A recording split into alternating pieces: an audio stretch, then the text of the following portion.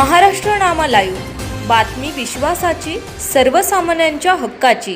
शिरूर नगरपालिकेच्या निवडणुकीत आपण जनमताचा कौल जाणून घेत आहोत। काय सांगाल, नगरपालिकेची निवडणूक लागली, नगरसेवक शिरूर शहराचा निवडायचा आहे, कसा असावा नगरसेवक? नगरसेवक सर्वसामान्य जनतेचा विकास, नगराचा विकास आणि सर्वसामान्य रस्ते, पाणी आणि लाईट याकडे लक्ष देणारा असावा। वर्षानुवर्ष ह्याच विषयावर निवडणुका लढवल्या जात आहेत, ह्यात कुठेतरी बदल झाला पाहिजे असं वाटत नाही का? याच्यात जास्तीत जास्त काय होतं, निधी येतो पण त्या निधीचा योग्य विनियोग केला जात नाही आणि त्या योग्य विनियोग का होत नाही, रस्ते दृष्टी होते, मध्ये भ्रष्टाचार होतो, त्यामुळे रस्त्याची दुरावस्था होते। पाणी उन्हाळ्यामध्ये पाण्याची समस्या शिरूर नगरपालिकेत 1 महिन्यासाठी असते, त्याच्याकडे विशेष लक्ष देणं, नवीन पाईपलाईन याच्यासाठी लक्ष देणे गरजेचं आहे।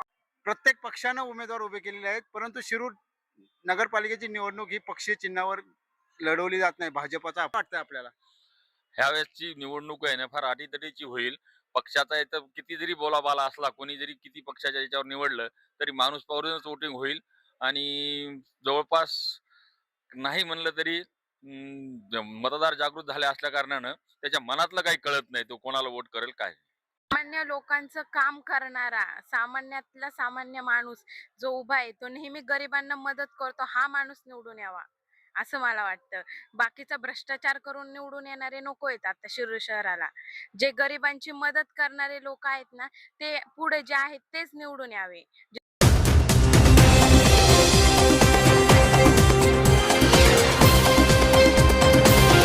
महाराष्ट्र नामा लाईव्ह, बातमी विश्वासाची, सर्वसामान्यांच्या हक्काची।